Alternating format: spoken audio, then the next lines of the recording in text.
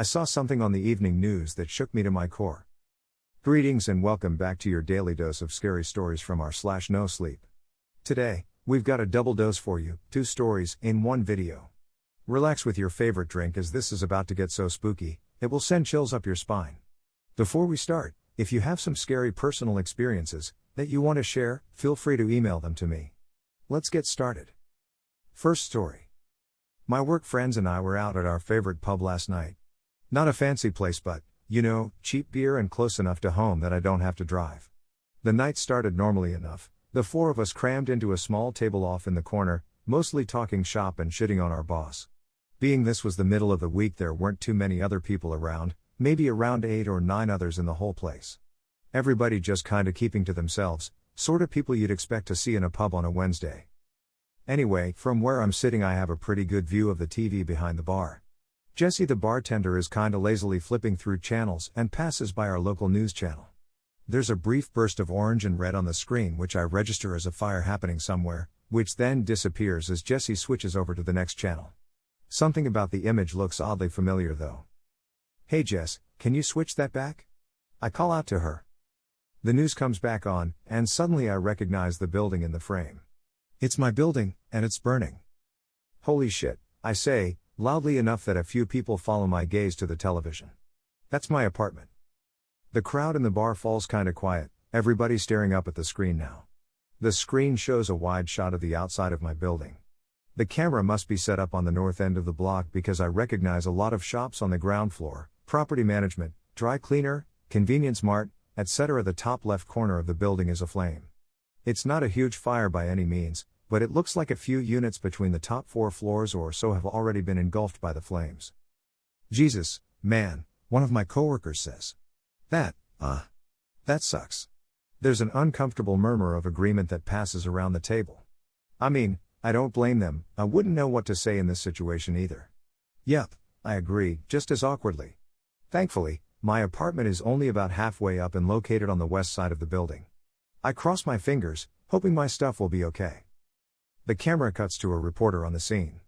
He's standing a little further away, looking at the shops in the background. I can tell he's across the street on the northwest corner of the building. "Firefighters are expected on the scene any moment," he's saying, "and hopefully they'll be able to contain this horrible inferno before it spreads any further." As I was saying before, it's very fortunate that everyone was able to evacuate the building before things got too bad, or who knows what tragic events may have unfolded. "He's laying it on thick," my other coworkers joke. I chuckle a bit. All things considered, at the moment it didn't seem all that bad. But then, a few moments later, hang on, the reporter on TV says, "We're getting some updated information. It seems." Hang on one moment, while we readjust the camera. The previously locked down camera starts to shift, the angle focusing on an area of the building about halfway up the west side. All the lights in the building are out except for one. I feel a weird creeping sensation as I start counting the windows from the bottom. 5 up, 2 over. That's my place. I swore I turned that light out, I think at first. Then I see it. There's a person standing in my window. The camera is zoomed out too far to make out any features, but it looks like a man and it's standing in my apartment. I watch petrified as the camera zooms in closer, the reporter babbling on about the overlooked, ill-fated soul still trapped in the blazing such and such. As the image gets closer, I start to make out more details. The person is dancing. Or something. I don't know how to describe it, but he's moving around a lot, and everything he's doing has this bizarre rhythmic quality to it. He starts waving his arms in the air, back and forth, and then he's waving them up and down at his sides. Then he's banging both fists on the glass. Then he's waving his arms over his head again, back and forth. Everything he's doing is to the same tempo. 1, 2, 3, 4, 1, 2, 3, 4.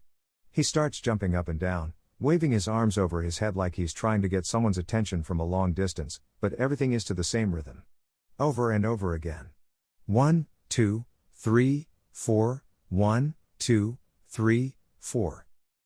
What in the fuck, I say, my voice a hoarse whisper. And then the camera gets a little closer, and finally, we can make out the person's features. It looks almost exactly like me. It's wearing the same clothes that I'm wearing now, clothes I'd changed into moments before leaving the apartment earlier.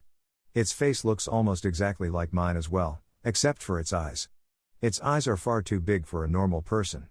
It also has this almost comical look of horror on its face. I don't even know how to describe it. Imagine if someone were pretending to look scared but as a joke. It would have almost seemed funny if the circumstances were different, but instead, it was just extremely unnerving. No one in the bar is talking now. Everyone is fixed on the TV. The person is still swaying and waving around, beating its hands on the glass or jumping in circles. I almost don't hear the reporter mention the fact that firefighters have rushed into the building and are now heading for my floor. Oh God, I think, without really understanding what was happening. Please don't go in there. I stare transfixed at the screen. From this angle, you can just barely see the top of my front door through the window, not too far behind where this creature is flailing around.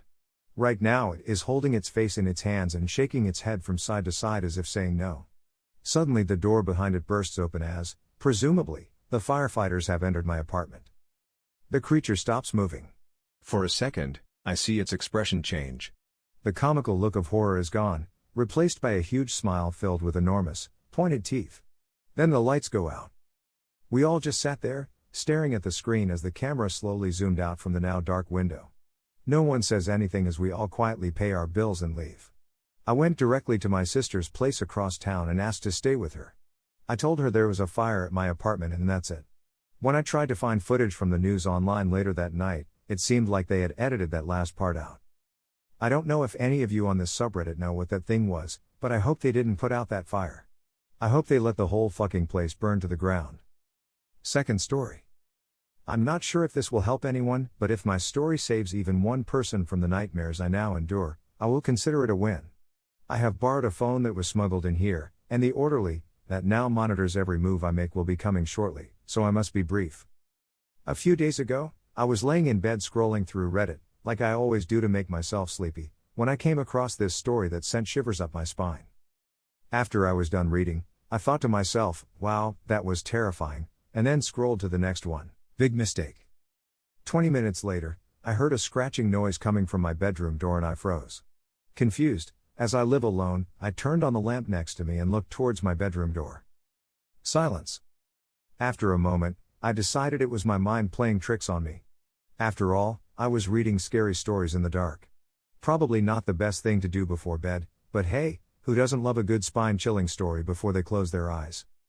I went back to scrolling through nosleep when again, I heard a long scratch on the door. I slowly got out of bed and tiptoed over to the noise.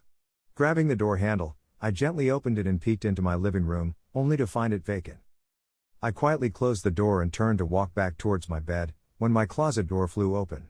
Now, I don't know about you guys, but when it comes to fight or flight reaction, I seem to choose the option that leaves you frozen in place with your eyes closed. A defense mechanism instilled in me from childhood and stories of the boogeyman.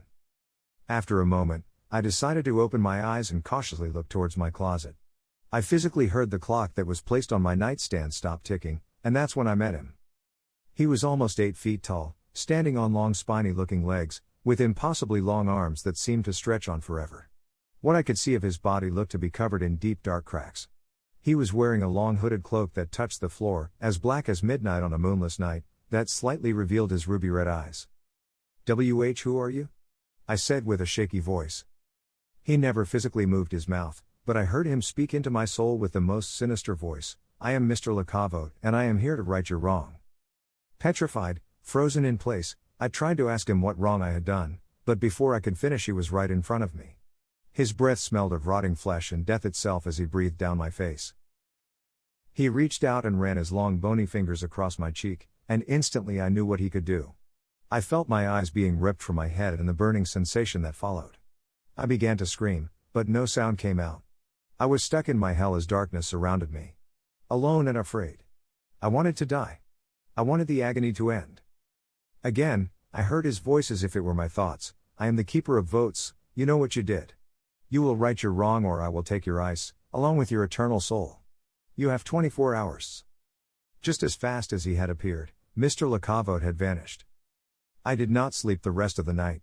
I had visions of the horror I had just endured that left me sweating and cold at the same time. Had I dreamt the whole thing? Could my mind even make up something so sinister and evil? And the pain, oh Lord, the pain I felt. I have never experienced anything close to that kind of suffering in my entire life. The next morning, pacing my apartment, I tried my hardest to think of what I had done wrong. Did I forget to vote in our recent election? Had I missed an employee poll at work? What the hell had I not voted on that was so important that my soul depended on it? Trying to clear my head, I decided to open Reddit, as it always seemed to make me feel better and relaxed. While I was scrolling, I passed the story I had read the night before. The one that had made the hair on the back of my neck stand. That's when it clicked. I had scrolled to the next one before I gave that story the upvote it deserved. Instantaneously, I clicked on the up arrow and waited, hoping with every part of my being that was the answer. Was I playing a guessing game with my life? I waited the whole day. I didn't eat, I didn't move, I barely even breathed. I thought about writing to my family and sorting my goodbyes out, but I felt too incredibly empty to conjure up the words. No one would believe me anyway. As the sun slowly set, I decided I might as well wait in my room and hope that I had redeemed myself, or possibly chance to lose my eyes and my soul. The thought of that alone made me vomit into the trash can next to my bed and tremble violently with deep, petrifying terror. When my 24-hour mark finally came, I closed my eyes, held my breath, and waited. Prayed. Begged, that my soul would be saved and all would be forgiven. Silence. Then, I heard the breathing, I smelled the rotting flesh, I felt all the hair on my body raise. When I finally opened my eyes, I felt a chill that froze me to the bone, as if I was sitting inside a freezer meant for the dead. There he was, right in front of me. His eyes had turned to sapphires as he stared into my soul. "Don't let it happen again," he bellowed in a voice that to this day still haunts my dreams. Then he was gone. I know some of you won't believe me. Hell, I'm not even sure if I believe myself. As the doctor here says, it's all in my head. But, for the love of your eyeballs and your soul, do not forget to vote while you are reading stories on Reddit, or you too will have the pleasure of meeting Mr. Laka. Vote for yourself. I hope you enjoyed listening to these stories. Don't forget to hit the like button. What do you think about these stories? What did you feel while listening to these? Let us know in the comments down below. If you liked the video, subscribe to the channel to see more videos like this. Hit the notification bell to make sure you never miss an upload.